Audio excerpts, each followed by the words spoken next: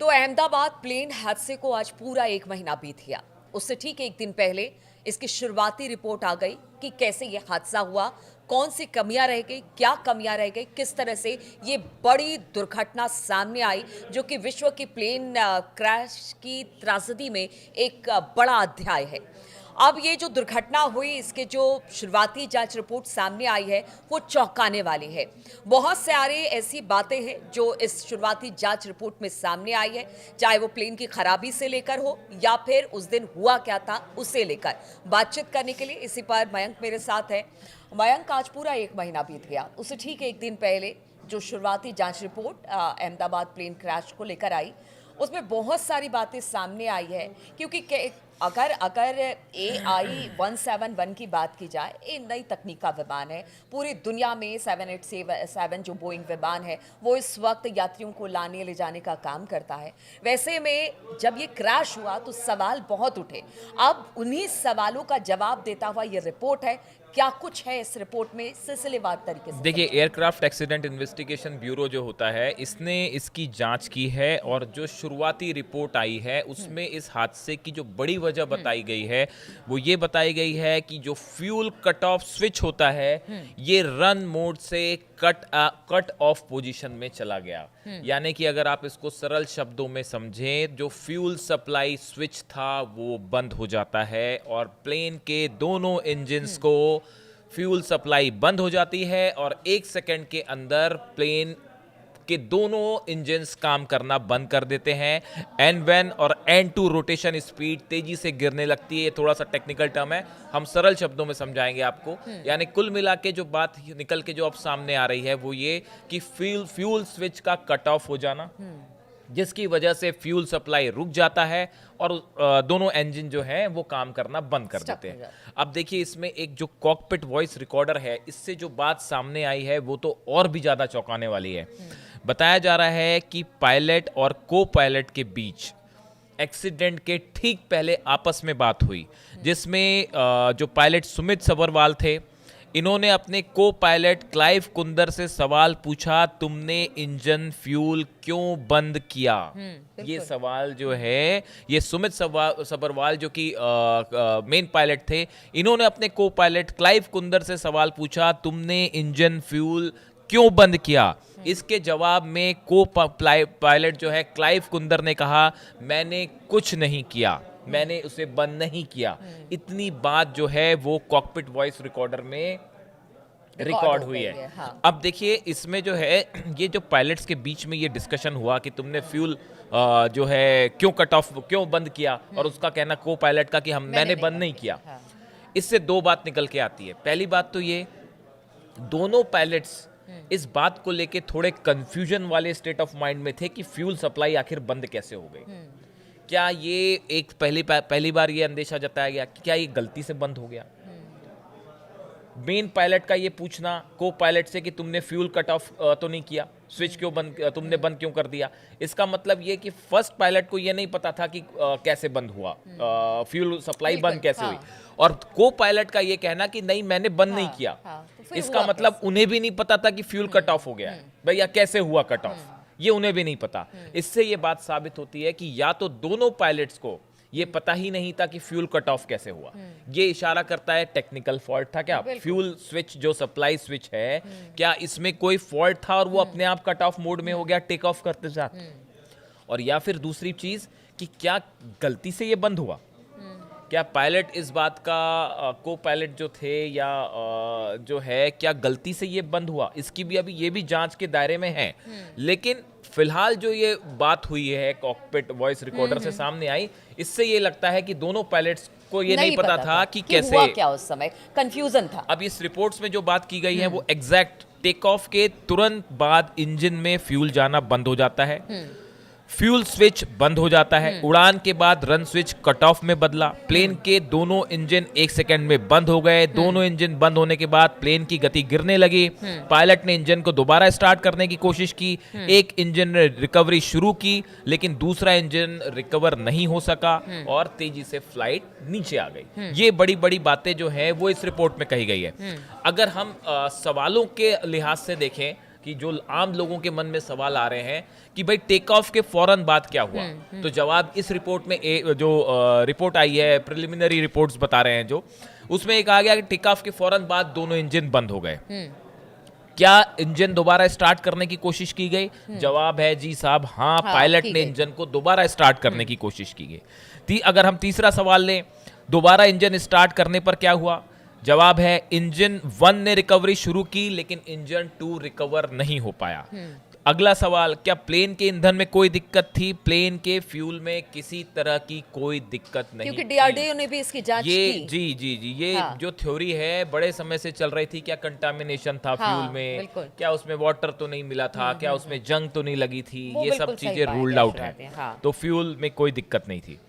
पायलटों के बीच की बातचीत का जहां सवाल है, जो हमने बताया, पायलट 1 ने कहा कि इंजन क्यों बंद किया, दूसरे पायलट ने कहा मैंने इंजन बंद नहीं किया। और उसके बाद जो है कितनी देर बाद मेडे कॉल दी गई? उड़ान के 26वें सेकंड पर मेडे कॉल दी गई, यानी 26 सेकंड के अंदर ये सब कुछ हो चुका बिल्कुल, बहुत कम समय था। फ्लाइट, हाँ, जो स्विच था वो बंद हो चुका था, फ्यूल स्विच जो है वो रन मोड से ऑफ मोड में जा चुका था।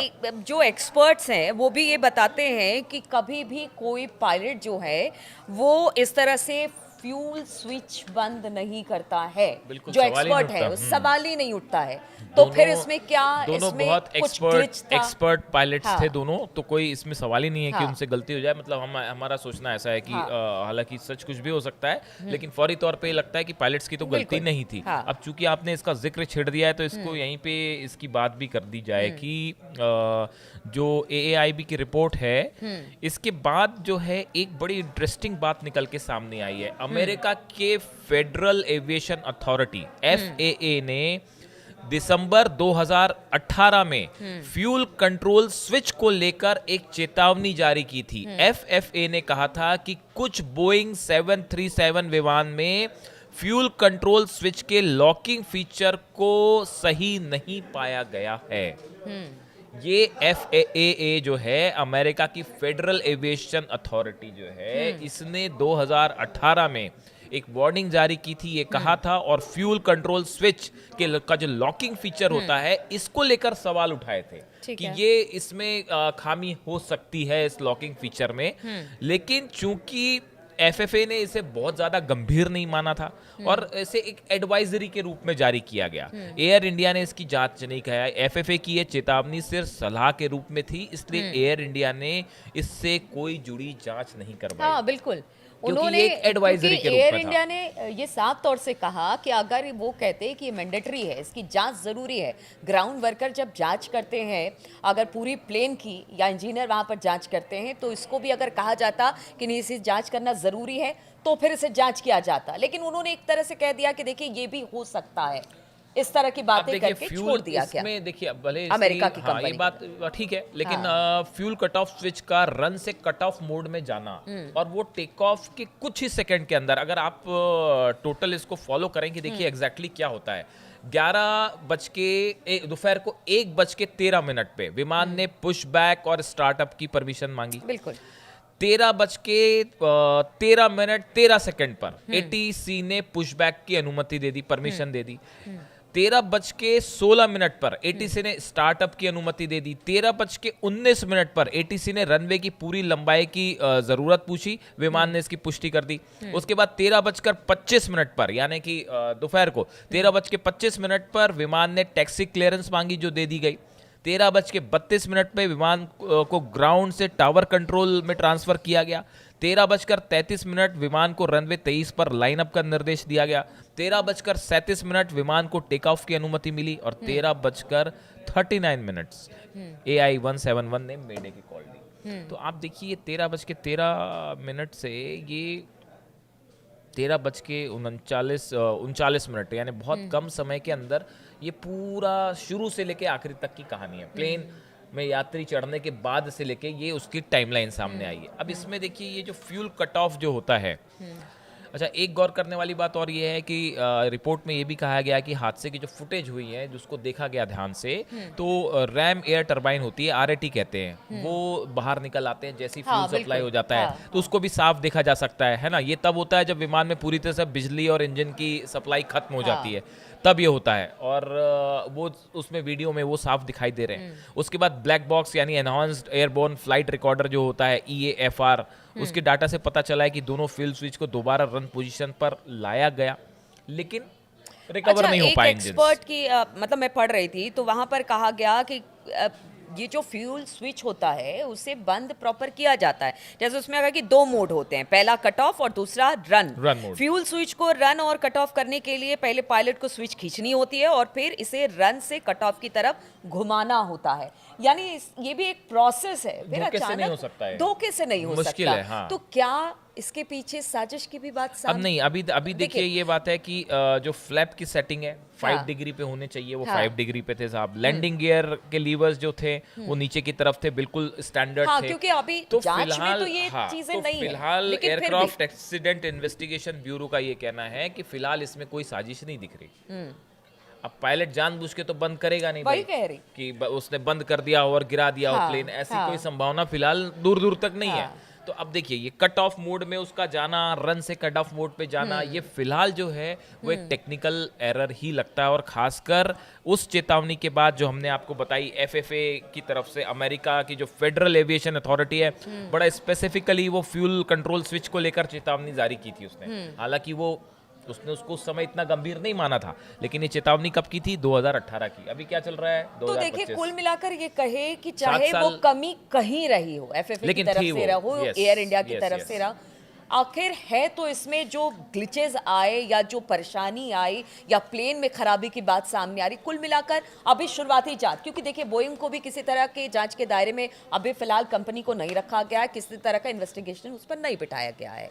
तो हम यही मान के चले कि ये इसकी फाइनल रिपोर्ट का वेट करना होगा यानी। हाँ। अभी इसमें बहुत सारे क्योंकि जांच इसलिए एयर aspect इंडिया हैं, ने भी इस पर बिल्कुल, कोई बिल्कुल। भी इसमें बयान देने से मना बहुत किया। सारे इसमें अभी एस्पेक्ट ऐसे हैं जिनकी गंभीरता से जांच होगी डिटेल में, तब सच सामने आएगा। फिलहाल जो रिपोर्ट ये कह रही है साहब, फ्यूल स्विच रन से कट ऑफ मोड में गया, दोनों इंजन इंजन। को फ्यूल सप्लाई बंद हुई, प्लेन के दोनों इंजन ने काम करना बंद कर दिया, पायलट ने उसको रिवाइव करने की कोशिश की, नंबर 1 इंजन ने थोड़ा सा काम किया और उसके बाद नंबर 2 इंजन रिवाइव भी नहीं बिल्कुल कर भी पाया, नहीं, हाँ। और उतना 26 सेकंड के अंदर सब कुछ हो चुका था और प्लेन टेक ऑफ करते साथ ही क्रैश हो चुका था। अभी ये रिपोर्ट है। चलिए तो देखिए बोइंग विमान को लेकर अब जो शुरुआती रिपोर्ट सामने आई है 171 AI 171 जो हादसे का शिकार हुई, जिसमें 260 से ज़्यादा लोगों के मारे जाने की खबर सामने आई।